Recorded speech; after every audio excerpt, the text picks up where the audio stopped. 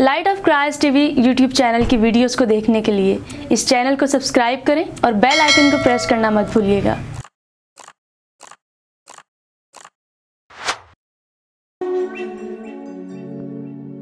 दुख जीवन से भाग जाता है,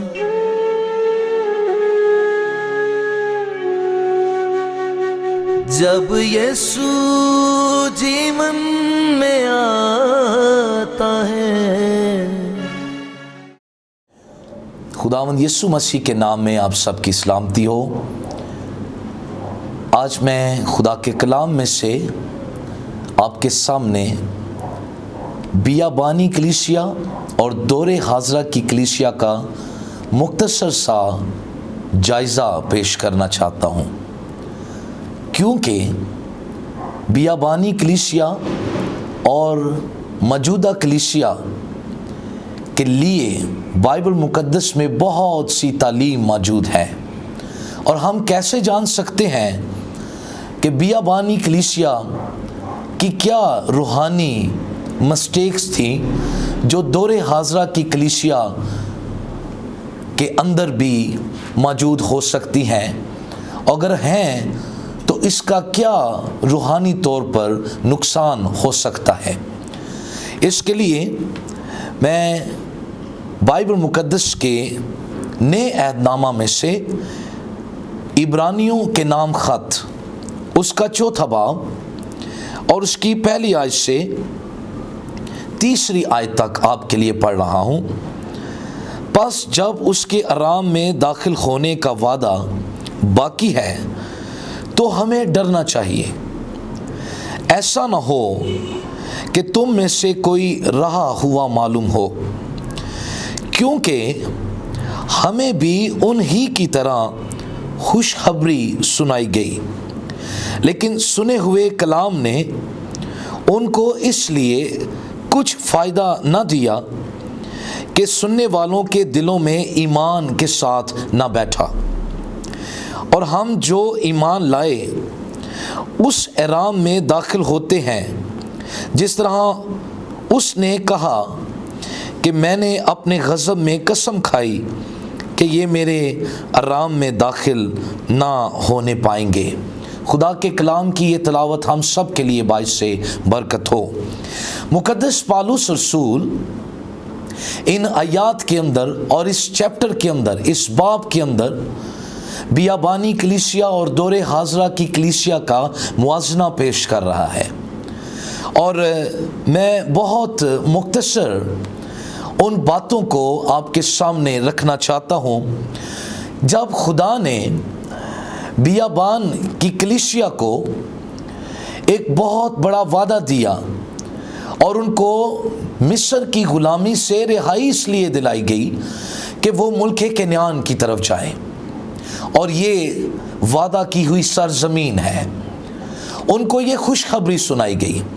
और आज भी कलीसिया को ये खुशखबरी दी जा रही है कि उनके लिए आसमान की बादशाही तैयार की गई है, ताकि वो गुनाह की ग़ुलामी से निकलकर वो अब्दी बादशाही में दाखिल हों।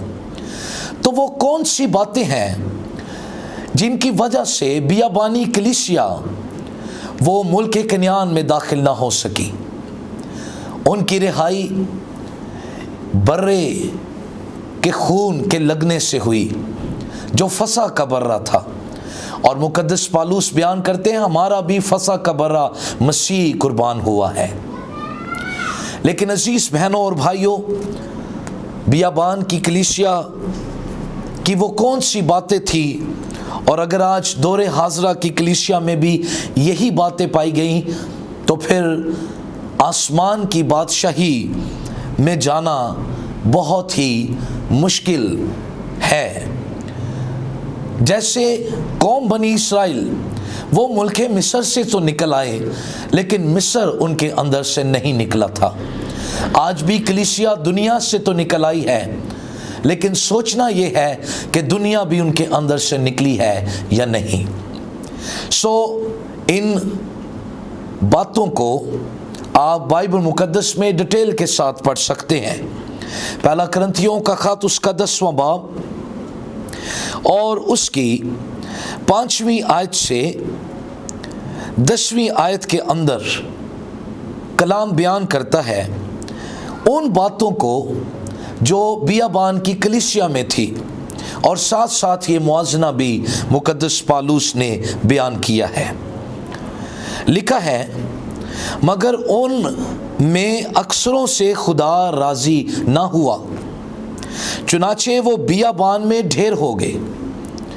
یہ باتیں ہمارے واسطے عبرت ٹھہری تاکہ ہم بری چیزوں کی خواہش نہ کریں جیسا انہوں نے کی، اور تم بت پرست نہ بنو جس طرح بعض ان میں سے بن گئے تھے۔ چنانچہ لکھا ہے کہ لوگ کھانے پینے کو بیٹھے، پھر ناچنے کودنے کو اٹھے، اور ہم حرام کاری نہ کریں جس طرح ان میں سے بعض نے کی، اور ایک ہی دن میں ان میں سے بعض نے کی، اور ایک ہی دن میں 23,000 مارے گئے۔ اور ہم خداوند کی آزمائش نہ کریں جیسے ان میں سے بعض نے کی، اور سانپوں نے انہیں ہلاک کیا۔ اور تم بڑبڑاؤ نہیں جس طرح ان میں سے بعض بڑبڑائے اور ہلاک کرنے والوں سے ہلاک ہوئے۔ یہ باتیں ان پر عبرت کے لیے واقع ہوئی، اور ہم اخیر زمانہ والوں کی نصیحت کے واسطے لکھی گئی۔ یہاں 5 باتیں خدا کا بندہ مقدس پالوس رسول بیابان کی کلیسیا کو سامنے رکھتے ہوئے دور حاضرہ کی کلیسیا کو نصیحت کے طور پر رکھتے ہیں۔ ان کے لیے یہ باتیں عبرت ٹھہری، لیکن ہمارے لیے یہ نصیحت کا باعث ہے۔ 5 باتیں، اور یہی دور حاضرہ کی کلیسیا کا اور بیابان کی کلیسیا کا موازنہ ہے۔ انہوں نے کن باتوں میں خدا کو بغاوت دکھائی؟ کون سی باتیں تھی جو ان کو بیابان میں ڈھیر کر دیا اور وہ ملک کنعان میں نہ پہنچے؟ اور آج دور حاضری کی کلیسیا کو بھی اس بات پر سوچنے کی ضرورت ہے۔ اگر آپ نے بادشاہی میں دانا ہے تو پھر ان چیزوں سے آپ کو کنارہ کرنے کی ضرورت ہے۔ نمبر 1، بری چیزوں کی خواہش۔